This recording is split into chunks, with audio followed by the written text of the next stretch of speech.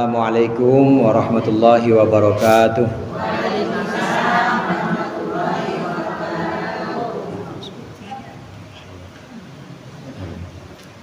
Al-Fatihah.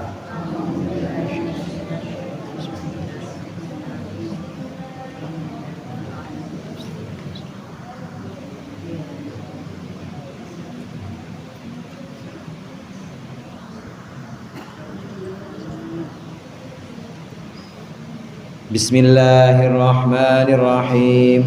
Alhamdulillahil muallimit tullabi wa musahhilil khairi liman yata'allamu. Tsumma assalatu wassalamu ala nabi wa alihi wa sahbihi jayudamu. Ya Rabbana kaffir 'anna ذنوبنا ووالدينا ولمن هو مسلم ندعوك اللهم علما نافعا من يومنا إلى الحساب يقوم آمين آمين آمين ويا فتاح آمين آمين ويا عليم. Alhamdulillahilladzi ahata an bawadini muhjibal khafai fa qamu lirishdal dilibadi ila ulumiddin. Wassalatu wassalamu ala sayyidina Muhammadin asyrafil mursalin wa ala alihi wa ashabihi sadatul akramin. Amma ba'du, fa inna asdaqal hadithi kitabullah wa khairal hadi hadi Muhammadin sallallahu alaihi wasallam wa syarrul umuri muhdatsatuha wa kullu muhdatsatin bid'ah wa kullu bid'atin dhalalah. Segenap ibu-ibu hajah, para ustadzah, jamaah Majelis Taklim Masjid Al-Abrar yang dirahmati oleh Allah. Alhamdulillah pada siang hari ini kita berkumpul kembali melanjutkan pengajian rutin kita, mengaji kitab Irsyadul Ibad. Mudah-mudahan yang tadi sudah dibaca berupa zikir, bacaan Quran, serta yang akan kita baca menjadi sesuatu yang bermanfaat dunia akhirat. Amin ya rabbal alamin. Lanjutkan pembahasan kitab Irsyadul Ibad tentang sholat jamaah. Di antara syarat seorang makmum sah ikut jamaah dengan imamnya, makmum tidak boleh ikut kepada orang yang diyakini oleh si makmum orang itu batal. Itu di halaman 238.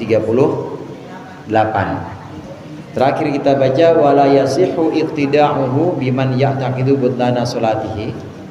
Itu artinya tidak sah seorang makmum mengikuti imam yang makmum tadi meyakini imam itu batal sholatnya. Kalau kita pengen jadi makmum yang benar-benar ngikut sama imamnya, maka nggak boleh menduga, nggak boleh menyangka bahwa imam ini batal sholatnya. Kita harus yakin yang namanya makmum itu harus ikut sama imamnya, menggantungkan sholat kita kepada imam yang sah sholatnya. Kenapa seorang makmum tidak sah mengikuti imam yang dia yakini, si makmum meyakini imamnya batal sholatnya? Karena berarti dia menggantungkan sholat kepada orang yang batal sholatnya. Contoh misalnya Bu, ada makmum namanya Pardi. Tahu Pardi Bu? Ada tangga namanya Pardi. Nah imamnya namanya Darkum. Nah si Darkum ini jadi imam, Pardi mulai jadi makmumnya. Allahu Akbar. Nah kemudian Pardi punya keyakinan kayaknya Darkum mah sholatnya ini batal. Saya tahu ini bajunya, baju yang tadi dipakai buat ke kandang kambing musim korban, dia ngurusin kambing, kotor nih saya yakin. Nah kalau dia meyakini bahwa imamnya pakai pakaian najis, berarti imamnya batal, maka makmum ikut batal juga, tidak sah. Terus bagaimana ya? Jadi makmum mengikut aja, nggak boleh punya keyakinan itu. Kalau tiba-tiba punya keyakinan itu, wajib mufarokoh kemarin. Jadi dia wajib dalam hati memisahkan diri, saya sholat sendirian, nggak boleh ikut terus sama imam. Kalau ikut terus sama imam berarti dia menggantungkan sholat kepada orang yang batal sholatnya. Sama perbandingan seperti ini ibu-ibu. Ibu makmum jadi makmum, kemudian sama orang yang sholatnya madhabnya bukan madhab kiblat. Sholat bukan madhab kiblat sah apa batal? Sah apa batal? Batal. Ibu sholat tapi imamnya madhabnya bukan madhab kiblat tapi madhabnya madhab kidul. Kidul itu ilir, ilir itu lor, kidul itu udik. Ya, madhabnya madhab selatan.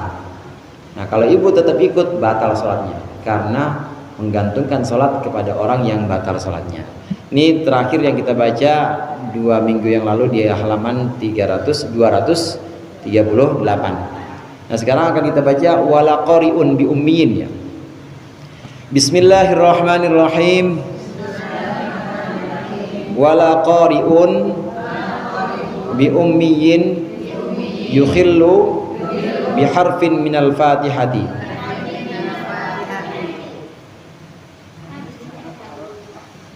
Apa tuh?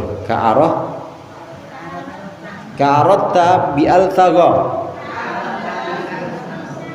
walau iktada biman dunnahu qari'an aw ghairu ma'mumin fabana ummiyan aw ma'muman a'ada. Demikian juga tidak sah seorang yang ahli baca Al-Quran jadi makmum, imamnya orang ummi, yukhillu biharfin minal fatihah, orang yang tidak bisa baca Al-Quran yang merubah satu huruf dari Al-Fatihah. Ka'aratta bi al-thago, seperti orang yang fasih dengan orang yang cadel.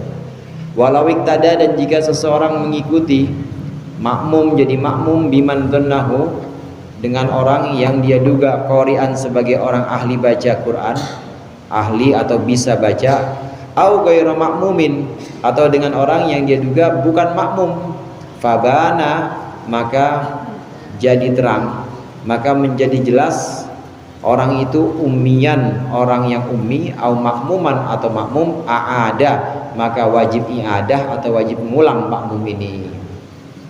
Tidak sah seorang makmum mengikuti seorang makmum yang bisa baca Al-Quran. Bismillahirrahmanirrahim, alhamdulillah rabbil alamin, dia ngikut sama orang yang baca Al-Qurannya itu masih parah. Bismillah Allahmanirrahim misalnya, padahal dia bisa cadel. Orang yang lidahnya sempurna mengikuti imamnya cadel, maka tidak sah. Dia mengubah, imam ini adalah orang yang mengubah huruf dari huruf Fatihah. Nah, ini yang sifatnya mengubahnya ini mengubah arti. Selain mengubah arti, dan dia juga mengubahnya itu karena satu hal yang sembrono. Sebenarnya kalau dia latihan bisa. Imam sebenarnya dia latihan dan dia ngaji lagi bisa, tapi dia tidak mau latihan. Nah, ada makmum ikut, makmumnya bisa baca Quran, tapi dia jadi makmum imamnya yang orang gak mau belajar, maka tidak sah. Ini satu. Nah, terus bagaimana kalau nggak tahu? Orang saya nggak tahu, Ustadz, itu nggak tahu orang yang jadi imam itu orang yang bisa baca Quran apa enggak. Kalau nggak tahu dan sampai akhir sholat nggak tahu, sah sholatnya. Nah, tapi kalau nggak tahu, di tengah-tengah sholat ternyata sholatnya sholat jahar, sholat isya, di tengah-tengah sholat ternyata dia tahu bahwa imamnya ini bacaannya buruk, maka wajib ulang. Dia wajib mengulang sholat jamaahnya. Ini yang pertama, contoh yang pertama nih. Jadi kalau dia mengira ini imam saya ini bacanya bagus, tapi ternyata di tengah sholat ketahuan, ya ternyata bacanya begitu, mendingan saya dalam hatinya. Nah, maka wajib mengulang sholatnya. Kemudian yang kedua, contoh atau kasus yang kedua, ada makmum, dia mengira bahwa imamnya ini adalah seorang yang bukan makmum. Maksudnya orang yang lagi sholat sendirian, atau memang dia jadi imam. Awalnya dia ikut jamaah, dia menduga ini pasti orang lagi sholat sendirian, atau dia jadi imam, pokoknya bukan makmum. Tapi ternyata dia makmum, maka wajib mengulang. Contoh begini, datang ke satu masjid, kemudian ada orang di baris saf sini, misalnya di baris saf ketiga, ada orang lagi sholat. Nah kemudian di sini juga di saf pertama ini ada orang lagi sholat, ini memang udah bubar, artinya bukan sholat yang tepat waktu, udah agak geser ke waktu berikutnya, jamaah yang pertama udah bubar. Ada orang di saf yang kedua lagi sholat, kemudian di saf yang pertama lagi sholat, memang agak jauh posisinya. Kemudian Pardi lagi aja dah, Pardi datang, Allahu Akbar, dia sholat. Sholatnya ikut dengan makmum yang kedua, yang di saf ketiga. Pardi di sana dia ikut di makmum yang ada di saf kedua. Si Pardi mengira ini orang pasti lagi sholat sendiri, atau saya kira ini dia bukan makmum, dia bukan jadi makmum yang noh. Saya yakin dia adalah sholat sendiri, atau mungkin ya dia bisa saya jadikan imam. Tapi ternyata waktu yang depan ruku dia ikut ruku, yang depan diri dia ikut diri. Ternyata si ini nih, orang yang dijadikan imam oleh si Pardi ini ternyata makmum, maka wajib ulang. Orang yang sholat kepada seseorang yang jadi makmum tidak sah sholatnya. Kenapa? Karena yang dia jadikan imam itu sendiri aja jadi makmum, menggantungkan juga sholatnya kepada imam berikutnya. Jadi tidak sah menggantungkan sholat kepada orang yang juga menggantungkan sholatnya kepada imam lagi. Jadi bagaimana? Ya harus dia orang yang sholat sendirian, atau memang orang yang jelas-jelas imam. Pendek kata nggak boleh ada dua imam, Kalau ada orang dalam satu masjid, satu dia sebenarnya jadi makmum tapi dijadiin lagi imam sama orang lain, nggak sah. Yang ngikutnya nih, makmumnya yang mengikuti, ini tidak sah. Ini contoh kasus yang kedua. Jika ada orang ikut sholat makmum, dia mengira imamnya ini adalah bukan seorang makmum, tapi ternyata itu imam makmum, maka sholat si orang yang mengikuti ini harus mengulangnya. Dia harus i'adah, istilahnya harus mengulang sholat. Wa kadza biman jahilahu fil jahriyati in asarra la in bana dza hadasin au najasatin. Demikian juga harus i'adah, harus mengulang biman jahilahu fil jahriyati, dengan orang yang dia tidak mengetahuinya dalam sholat jahar.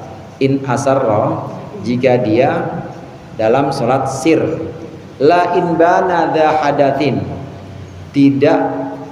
halnya tidak saat terjadi atau saat jelas dza hadasin, si imam memiliki hadas, au najasatin khafiyatin, atau najis yang ringan, alal makmumi, atas makmum, bihaitsu law ta'ammalaha, sekiranya mengangan-angan siapa makmum akan najis, lam yaroha, dia tidak melihatnya, tidak melihat najis. Demikian juga harus i'adah. Orang yang ngikut imamnya ini jelas-jelas punya hadas. Imamnya jelas-jelas punya hadas atau punya najis, maka dia harus mengulang sholatnya. Si makmum ini harus mengulang sholatnya. Nah, ini kalau jelas-jelas najisnya lagi sholat, itu imam kelihatan dari bajunya, kokonya putih, keluar darah, ternyata bisul di keteknya pecah, walaupun itu ma'fu tapi banyak darahnya. Maka kalau makmum ini mengira itu najis, maka sholatnya makmum harus ulang kalau dia menduga bahwa dia membawa najis. Kemudian berikutnya hadas. Contohnya hadas itu kentut nggak najis, kentut nggak najis bu, tapi hadas. Imam sholat, si makmum menduga bahwa imamnya ini kentut, perasaan ada bunyinya tit gitu, bunyi, tapi dia masih coba untuk dia ini dia ingkari enggak kayaknya, tapi ternyata bener bau. Siapa lagi, orang cuma dua, saya doang sama imam, ternyata bau dan jelas bahwa itu adalah hadas dari si imam, maka juga harus i'adah atau harus mengulang sholat. Ini pentingnya seorang makmum meyakini imamnya tidak batal, baik tidak batal dengan hadas, tidak batal sebab najis, atau tidak batal sebab dia bacaannya tidak fasih, dan tidak batal dengan hal-hal yang lain. Singkatnya, seorang makmum ini harus meyakini bahwa sholat imamnya ini sah, tidak ada hal-hal yang membatalkan sholatnya imam. Ibu-ibu jamaah hadirin rahimakumullah, sebagian ulama kadang mengaitkan ini juga dengan kehidupan di masyarakat. Seorang rakyat atau seorang masyarakat, anggota masyarakat itu juga harus husnuzon kepada pemimpinnya, harus husnuzon kepada Pak RT, harus husnuzon kepada Pak RW. Kalau dia sudah menduga bahwa Pak RT dan Pak RW-nya bikin kesalahan, maka dia harus tegur. Kalau nggak tegur, dia harus mufarokoh. Maksudnya mufarokoh gimana? Kalau ada apa-apa, kalau ada acara apa-apa, dia izin saya kagak ikut, gitu. Sebagian ulama ada yang mengaitkan ini hubungan antara imam dengan makmum, ini bisa dikaitkan juga dengan hubungan sosial. Dan memang siogianya seperti itu. Artinya kita sebagai orang yang ikut masyarakat ini memang harus benar-benar yakin bahwa orang yang memimpin kita adalah orang yang membawa kemaslahatan kita, orang yang tidak kita duga sebagai orang yang salah dan lain sebagainya. Wa yukrahu iktida'un bifasikin wa mubtadi'in wa illam yujad ahadun siwahuma wa kuriha wa in yujad ahadun siwahuma. Dan juga makruh mengikuti imam yang fasik, wa mubtadi'in, dan imam yang ahli bid'ah. Wa illam yujad ahadun siwahuma, meskipun tidak ditemukan satu orang pun selain fasik dan ahli bid'ah. Wa kuriha, dan juga ma'ruf ta'ammudu muqaranatil imami bil arkani, membarengi imam, sengaja membarengi imam dalam rukun-rukun hatta salam, sehingga salam. Wa takhallufu anhu, dan juga tertinggal dari imam ila firagir rukni, sampai selesainya rukun. Wan firadun anis sofi wa wuqufu firadun anis sofi, dan juga berdiri sendiri di sof, di barisan. Wa wuqufu dzakari al fardi, dan berdirinya orang laki-laki sendiri an yasari imami, di kirinya imam. Wa wara'ahu, dan di belakangnya imam. Wa muhadiyan lahu, dan yang sejajar dengan imam. Wa mutaakhiran la kathiran, dan juga yang terlalu jauh, ya la kathiran, bukan yang banyak. Ini yang makruh dalam salat. Kalau tadi pembahasan kita sah dengan tidak sah, sekarang pembahasannya makruh. Makruh kita imam kepada orang fasik. Cakep bacaan Qurannya bu, fasih, tapi dia orang fasik. Fasik itu ada ilmunya, cuma dia rajin maksiat. Itu orang fasik. Ilmunya cakep, baca Qurannya bagus, tapi kalau ada korupsi dia duluan. Itu namanya fasik. Fasik itu dia bacaan Qurannya cakep, pokoknya mendayu-dayu, merdu. Kalau kita dengerin bacaan Quran dia, kita pasti terlena sama bacaan Quran dia. Nah, cuma kalau giliran ada kumpulan uang maulid, pasti sama dia kentit. Nah, ini namanya fasik. Bagaimana kita ikut jadi makmum kepada orang fasik? Tetap sah, cuma makruh.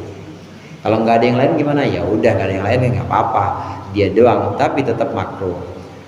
Yang berikutnya juga makruh kita makmuman jadi imam dengan orang ahli bid'ah. Ahli bid'ah itu orang yang tukang ngarang-ngarang dalam agama bu, ngarang-ngarang dalam agama, itu namanya ahli bid'ah. Ahli bid'ah dia sholatnya sama kayak kita misalnya, kemudian hajinya sama kayak kita. Cuma urusan puasa, saya mau puasa saya balik, saya mulainya dari maghrib, bukanya subuh, misalnya gitu puasanya. Dan menurut saya itu boleh, namanya ini bid'ah, membuat sesuatu yang baru dalam agama, ahli bid'ah. Kita jadi makmum, imamnya orang ahli bid'ah, tetap sah, cuma makruh. Ahli bid'ah itu banyak modelnya. Orang yang ngarang-ngarang, misalnya ada setelah Nabi Muhammad SAW itu masih ada pendaftaran jadi nabi lagi, misalnya. Nah, ini ahli bid'ah namanya. Sah nggak imam jadi makmum dengan orang ahli bid'ah? Sah, cuma makruh. Berikutnya yang juga makruh, sengaja sengaja barengin imam. Jadi imam ditempel aja sama dia, sengaja barengin imam sampai salam. Imam kalau takbir batal, kalau takbiratul ihram Allahu Akbar barengin imam nggak boleh, batal. Tapi mulai dari ruku, imam ruku dia barengin Allahu Akbar, sami Allahu liman hamidah, Allah dibarengin terus. Jadi ogah banget belakangan sampai salam begitu, maka hukumnya makruh. Makruh membarengi imam sampai salam, barengin salam, imam salam assalamualaikum warahmatullahi, makruh. Terus bagusnya bagaimana? Tunggu imam selesai dulu. Kalau dalam takbir intikal atau takbir pindah dari atas, misalnya i'tidal ke sujud, Allahu Akbar, sampai imam benar-benar nempel jidatnya, baru kita Allahu Akbar. Jangan dibarengin karena hukumnya makruh. Tapi juga jangan tertinggal hingga selesai satu rukun, itu juga makruh. Kalau tertinggal 2 rukun marah batal. Tertinggal 2 rukun tanpa uzur batal. Tapi kalau tertinggal 1 rukun saja tidak batal. Imam udah sujud, ya, imam sudah sujud, udah hampir selesai sujudnya, duduk dia Allahu Akbar, kita baru sujud Allahu Akbar, makruh. Jadi jangan sampai tertinggal 1 rukun, hukumnya makruh. Begitu juga makruh untuk orang yang sholat berjamaah dan dia ada di barisan sendirian, gak ada temennya. 4 baris, shaf pertama penuh, shaf kedua, shaf ketiga, shaf keempat penuh semuanya. Nah, dia baru datang ada di baris sendirian, shaf kelima, hukumnya makruh juga. Terus caranya bagaimana supaya kita menghilangkan kemakruhan? Tarik temennya yang ada di depan. Cara nariknya harus sholat dulu, Bu. Allahu Akbar, tarik. Tapi nggak usah ngomong, bang, temenin. Kalau ngomong batal, tarik. Kenapa nggak boleh nariknya sebelum sholat? Kalau kita narik sebelum sholat dosa, karena kita betot orang, betot ya. Kita tarik orang tapi tidak ada hubungannya dengan sholat. Kan saya mau sholat, Ustaz, kan belum sholat. Lain kalau ibu udah Allahu Akbar, nah kita narik ini ada kepentingan karena kita sudah dalam sholat, maka ada kepentingan supaya kita hilang kemakruhan, boleh. Tapi kalau kita belum sholat, kita masih, apalagi ya belum ngapa-ngapain, belum takbir, belum apa, masih pegang HP sambil narik, nah itu nggak boleh, dosa. Biasa. Tapi kalau kita udah Allahu Akbar, narik boleh untuk menghilangkan kemakruhan. Demikian juga hukumnya makruh untuk makmum laki-laki yang dia berdiri di sebelah kiri, sendirian dia berdiri di sebelah kiri imam. Jadi harusnya bagaimana? Harus sebelah kanan dan jangan jauh-jauh. Begini misalnya, Bu, kiblatnya misalnya sebelah sana ya. Ini imam, makmumnya laki-laki, sini. Makmumnya sama-sama laki-laki, cuma sendirian begini. Terus gimana? Apa nggak boleh seperti ini? Ukuran sujud aja, ukuran sejadah, makruh.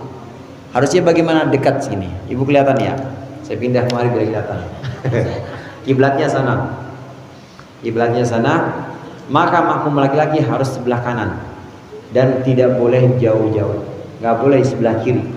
Hukumnya makruh, harus di sebelah kanan kalau sendiri. Tapi kalau tidak sendiri nggak kemakruhan. Contoh misalnya udah ada makmum 1, 2, nah dia di kiri boleh.